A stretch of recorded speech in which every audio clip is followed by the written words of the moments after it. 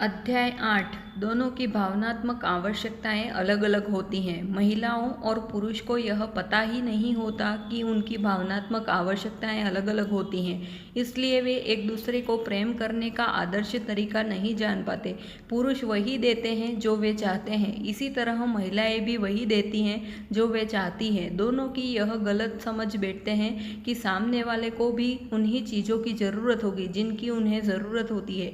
इसी कारण दोनों ही असंतुष्ट और दुखी रहते हैं। सच तो यह है कि पुरुष और महिलाएं दोनों ही प्रेम देते हैं, परंतु उस तरीके से नहीं देते जिस तरीके से सामने वाले पार्टनर को चाहिए। उदाहरण के तौर पर कोई महिला यह सोच सकती है कि वह ज़्यादा सवाल पूछकर अपना प्रेम जता रही है, जैसा हम देख चुके हैं कि इस बात से पुरुष को चिढ़ छूटती है। इसी तरह पुरुष जब महिला की समस्याओं को कम करके बताता है तो उसे चिढ़ छूटती है, या जब पुरुष उसे अकेला छोड़ देता है ताकि वह आराम से अपनी समस्या सुलझा ले तो उसे उपेक्षा का अनुभव होता है। पुरुष सोचता है कि इस तरह से वह अपना प्रेम जता रहा है, परंतु इससे महिला को लगता है कि उसे प्रेम नहीं किया जा रहा है। जैसा हम पहले ही देख चुके हैं, जब महिला परेशान होती है तो वह चाहती है कि हमदर्दी से उसकी बात सुनी जाए। चूँकि पुरुष यह बात नहीं समझ सकते, इसलिए उनसे दूरियां बढ़ती जाती है। 12 प्रकार का प्रेम। यहाँ पर हम बता रहे हैं कि प्रेम की अनुभूति को 12 प्रकार से अभिव्यक्त किया जा सकता है, जिनमें से 6 अनुभूतियाँ महिलाओं की मूलभूत भावनात्मक आवश्यकताएं हैं, जबकि 6 अनुभूतियाँ पुरुष की मूलभूत भावनात्मक आवश्यकताएं हैं। महिलाओं और पुरुष की मूलभूत आवश्यकताएं। महिलाएं यह चाहती हैं: पहला, उनका ख्याल रखा जाए। दूसरा, उन्हें समझा जाए। तीसरा, उन्हें सम्मान दिया जाए। चौथा, वे निष्ठा चाहती हैं। पांचवा, वे अपनी बात का समर्थन चाहती है। छठा, वे बार बार आश्वस्त होना चाहती हैं। पुरुष यह चाहते हैं: पहला, उन पर विश्वास किया जाए। दूसरा, उन्हें स्वीकार किया जाए। तीसरा, उन्हें सराहा जाए। चौथा, वे तारीफ चाहते हैं। पांचवा, वे चाहते हैं कि उनसे संतुष्ट हुआ जाए। छठा, वे प्रोत्साहन चाहते हैं। पहला, महिलाएं चाहती हैं कि उनका ख्याल रखा जाए। पुरुष चाहते हैं कि उन पर विश्वास किया जाए। जब कोई पुरुष किसी महिला की भावनाओं का ख्याल रखता है और मन लगाकर उसकी बात सुनता है तो महिला को लगता है कि वह उसका ध्यान रख रहा है, वह उसे प्रेम कर रहा है। इसी तरह से वह उसकी पहली मूलभूत भावनात्मक आवश्यकता की पूर्ति कर देता है। बदले में महिला उस पर विश्वास करने लगती है। दूसरा, महिला चाहती है कि उन्हें समझा जाए। पुरुष चाहते हैं कि उन्हें स्वीकार किया जाए। जब पुरुष हमदर्दी से महिला की भावनाओं को समझने की कोशिश करता है तो महिला की दूसरी भावनात्मक आवश्यकता पूरी हो जाती है। जब महिला पुरुष को सुधारने का प्रयास किए बिना उसे स्वीकार कर लेती है तो पुरुष की दूसरी भावनात्मक आवश्यकता भी पूरी हो जाती है। तीसरा, महिला सम्मान चाहती है।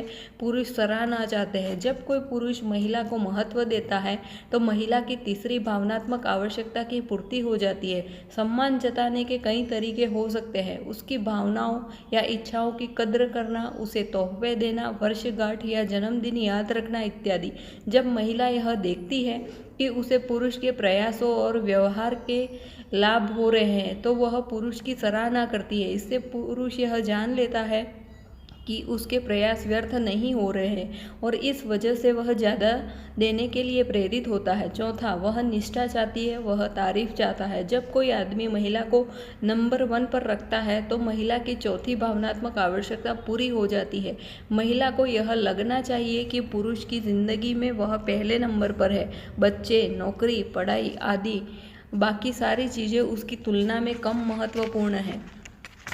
पुरुष चाहता है कि महिला उसकी तारीफ करे, उसकी शक्ति की, लगन की, प्रतिभा की, रोमांस की इत्यादि, ईमानदारी की, प्रेम की, आपसी समझ की या किसी और गुण की। जब पुरुष को तारीफ मिलती है तो वह महिला के प्रति ज़्यादा समर्पित और निष्ठावान हो जाता है। पांचवा, महिलाएं अपनी बात का समर्थन चाहती हैं। पुरुष चाहते हैं कि उनसे संतुष्ट हुआ जाए।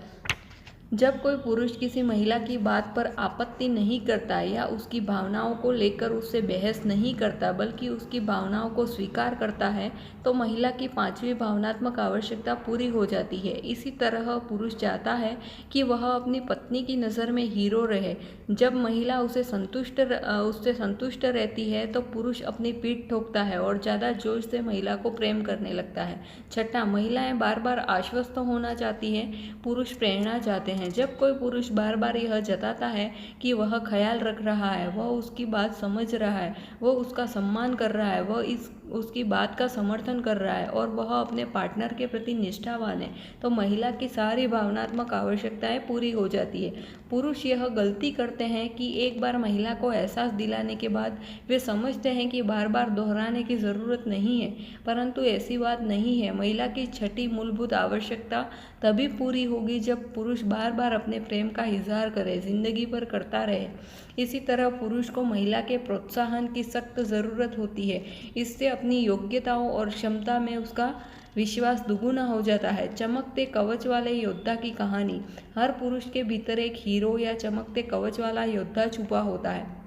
वह चाहता है कि वह अपनी पत्नी की रक्षा करे, उसकी सेवा करे। जब प्रेमिका उस पर भरोसा करती है तो वह अपनी पूरी क्षमता से उसकी मदद करता है, वह उसका पूरा ख्याल रखता है। जब महिला उस पर पूरा भरोसा नहीं करती तो वह कुछ समय बाद वह उसका ख्याल रखना छोड़ देता है। कल्पना कीजिए, चमकते कवच वाला कोई योद्धा जंगल से गुजर रहा हो। अचानक वह किसी युवती की चीख सुनता है, तत्काल उस तरफ अपना घोड़ा दौड़ा देता है। वह देखता है कि महल से एक राजकुमारी राक्षस के चंगुल में फंस गई है। योद्धा तत्काल अपनी तलवार निकालता है और राक्षस को मौत के घाट उतार देता है। इसका परिणाम यह होता है कि राजकुमारी उससे प्रेम करने लगती है। पूरे राज्य के लोग उसे सिर आंखों पर बिठाते हैं, उसे हीरो माना जाता है। राजकुमारी और योद्धा एक दूसरे से प्रेम करने लगते हैं। 1 महीने बाद योद्धा किसी यात्रा पर बाहर जाता है। वापस लौटते समय वह अपनी प्रिय राजकुमारी की मदद मांगने वाली चीख एक बार फिर सुनता है। दूसरे राक्षस ने महल पर हमला कर दिया है। योद्धा वहां पहुंचता है और अपनी तलवार बाहर निकालता है ताकि वह राक्षस को मार सके, परंतु तभी राजकुमारी टावर से चिल्लाकर कहती है, नहीं, तलवार मत निकालो। इसके बजाय अगर तुम रस्सी के फंदे का प्रयोग करोगे तो राक्षस आसानी से मर जाएगा। वह ऊपर से रस्सी का फंदा फेंकती है और बताती है कि इसका प्रयोग कैसे किया जाए। योद्धा राजकुमारी के निर्देशों का पालन करता है। वह रस्सी के फंदे को राक्षस की गर्दन में डालकर उसका गला घोंट देता है। पूरे राज्य में खुशी छा जाती है, परंतु इस उत्सव में योद्धा को यह लगता है कि उसने तो कुछ किया ही नहीं, चूंकि उसने तलवार के बजाय फंदे से राक्षस को मारा। इसलिए उसे महसूस होता है कि अब वह शहर के लोगों के विश्वास और प्रशंसा के योग्य नहीं है। इस घटना के बाद वह थोड़ा निराश हो जाता है और अपने कवच को चमकाना भूल जाता है। 1 महीने बाद वह दूसरी यात्रा पर जाता है। जब वह अपनी तलवार ले जाता है तो राजकुमारी उसे याद दिलाती है कि वह याद से रस्सी भी साथ में ले जाए। घर लौटते समय वह देखता है कि एक और राक्षस ने महल पर हमला कर दिया है। इस बार वह अपनी तलवार लेकर झपटता है, परंतु झिझकता है कि शायद उसे रस्सी के फंदे का प्रयोग करना चाहिए। इतनी देर में राक्षस उस पर आग उगलकर उसके दाहिने हाथ को जला देता है। दुविधा में वह ऊपर की तरफ देखता है और वहां उसे राजकुमारी झांकती हुई दिखती है। उसके मुंह में जहर डाल दो, वह चिल्लाकर कहती है। रस्सी के फंदे से काम नहीं चलेगा। वह उसे ऊपर से जहर फेंक कर देती है, जिसे योद्धा राक्षस के मुंह में डालकर उसे मार देता है। सभी खुश हो जाते हैं, परंतु योद्धा को अपने आप पर शर्म आती है। 1 महीने बाद वह एक और यात्रा पर जाता है। जब वह अपनी तलवार लेकर जाता है और राजकुमारी उसे याद दिलाती है कि रस्सी का फंदा और जहर ले जाना न भूले, वह उसके सुझावों से चिढ़ जाता है, परंतु वक्त गुजरत के लिए उन्हें भी साथ रख लेता है। इस बार अपनी यात्रा में वह एक और दुखी युवती की चीख सुनता है जो मदद के लिए चिल्ला रही है। जब वह उसकी मदद के लिए जाता है और राक्षस को मारने के लिए अपनी तलवार निकालता है तो वह एक बार फिर झिझकता है। वह सोचता है, क्या मैं अपनी तलवार से इसे मारूं या फिर रस्सी के फंदे से या फिर जहर से? राजकुमारी क्या कहेगी? एक पल के लिए वह दुविधा में रहता है, परंतु तभी उसे याद आता है कि राजकुमारी से मिलने से पहले उसके पास सिर्फ तलवार हुआ करती थी। नए जोश और आत्मविश्वास के साथ वह रस्सी के फंदे और जहर को फेंक देता है और अपनी भरोसेमंद तलवार के साथ राक्षस से भिड़ जाता है। वह राक्षस को मार देता है और उस शहर के लोग भी खुशियां मनाते हैं। चमकते कवच वाला योद्धा अपनी राजकुमारी के पास फिर कभी नहीं लौटा। वह इसी नए गांव में रहने लगा और पूरी जिंदगी सुख से रहा। उसने आखिरकार शादी भी की, परंतु शादी करने से पहले उसने यह पक्का कर लिया था कि उसकी पत्नी उसे रस्सी के फंदे और जहर की सलाह तो नहीं देगी। याद रखें, हर आदमी के भीतर चमकते कवच वाला योद्धा छुपा होता है। हालांकि कभी कभार सलाह हर आदमी को पसंद आती है, परंतु ज़्यादा सलाह देने से उसका आत्मविश्वास कम हो सकता है और वह आपसे चिढ़कर हमेशा के लिए दूर जा सकता है।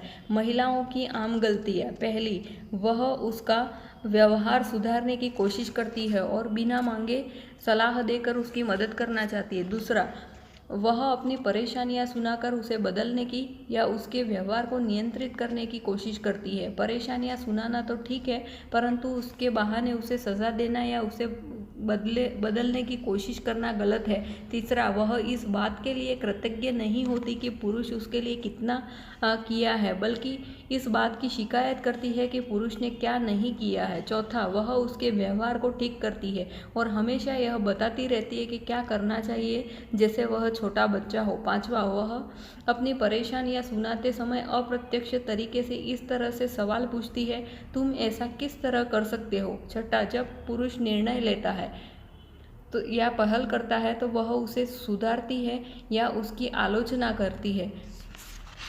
पुरुषों को प्रेम का अनुभव नहीं होता। क्यों नहीं होता? उसे लगता है कि महिला उस पर भरोसा नहीं करती है। दूसरा, उसे लगता है कि वह जैसा है उसे उसी तरह स्वीकार नहीं किया जा रहा। तीसरा, उसे लगता है उसे सराहा नहीं जा और उसके अच्छे कामों को महत्व नहीं दिया जा रहा। चौथा, उसे प्रेम का अनुभव इसलिए नहीं होता क्योंकि महिला हमेशा उसकी बुराई ही करती है, तारीफ नहीं करती है। पांचवा, पुरुष को लगता है कि महिला उससे संतुष्ट नहीं है। छठा, पुरुष को प्रेम का अनुभव नहीं होता क्योंकि उसे महिला की तरफ से कोई प्रोत्साहन नहीं मिलता है। पुरुष की आम गलतियाँ: पहला, वह सुनता ही नहीं है, उसका ध्यान जल्दी भटक जाता है, वह रुचि नहीं लेता या चिंतातुर होकर सवाल नहीं पूछता। दूसरा, वह उसकी बातों का तथ्यात्मक अर्थ निकालता है और उसे सही बात समझाने की कोशिश करता है। वह सोचता है कि महिला समाधान की तलाश में है, इसलिए वह उसे समस्या का हल बताने लगता है। तीसरा, वह सुनता है परंतु फिर गुस्सा हो जाता है और फिर परेशान करने के लिए महिला को दोष देने लगता है। चौथा, वह उसकी भावनाओं और आवश्यकताओं के महत्व को कम करता है। उसकी नज़रों में बच्चे या नौकरी ज़्यादा महत्वपूर्ण होते हैं। पांचवा, जब वह परेशान होती है तो वह स्पष्टीकरण देता है कि वह क्यों सही है या फिर वह बताता है कि महिला को परेशान क्यों नहीं होना चाहिए। छठा, सुनने के बाद वह कुछ नहीं कहता और बस यूं ही चल देता है। महिला को प्रेम का अनुभव क्यों नहीं होता? पहला, महिला को प्रेम का अनुभव इसलिए नहीं होता क्योंकि उसे लगता है कि उसका ख्याल नहीं रखा जा रहा, उसकी तरफ पूरा ध्यान नहीं दिया जा रहा। दूसरा, महिला को प्रेम का अनुभव इसलिए नहीं होता क्योंकि पुरुष उसके बात का सही मतलब नहीं समझ पाता। तीसरा, उसे प्रेम का अनुभव इसलिए नहीं होता क्योंकि पुरुष उसकी भावनाओं का सम्मान नहीं करता। चौथा, महिला को प्रेम का अनुभव इसलिए नहीं होता क्योंकि पुरुष उसके प्रति पूर्ण निष्ठा नहीं रखता और उसे नंबर 1 पर नहीं रखता। छठा, महिला को प्रेम का एहसास इसलिए नहीं होता क्योंकि पुरुष उसकी भावनाओं का समर्थन नहीं करता और इसके बजाय उसे गलत साबित करने की कोशिश करता है। छठा, महिला असुरक्षित हो जाती है क्योंकि पुरुष ने उसे बार बार आश्वस्त नहीं किया। प्यार क्यों असफल होता है? प्यार अक्सर इसलिए असफल होता है क्योंकि लोग वही देते हैं जो वो पाना चाहते हैं। क्योंकि पुरुष और महिला की मूलभूत आवश्यकताएं अलग अलग हैं, इसलिए वे सामने वाले को उसकी चाही गई चीज़ कभी नहीं दे पाते। जब हम अपने पार्टनर की मूलभूत आवश्यकता को समझ लेते हैं तो हमारे लिए सही दिशा में प्रयास करना आसान हो जाता है। प्रेम के इन 12 प्रकारों से हम यह समझ सकते हैं कि सामने वाले को क्या चाहिए और अपने प्रेम को सफल बनाने के लिए हमें सिर्फ उसकी मन चाही गई चीज़ों को देना भर है।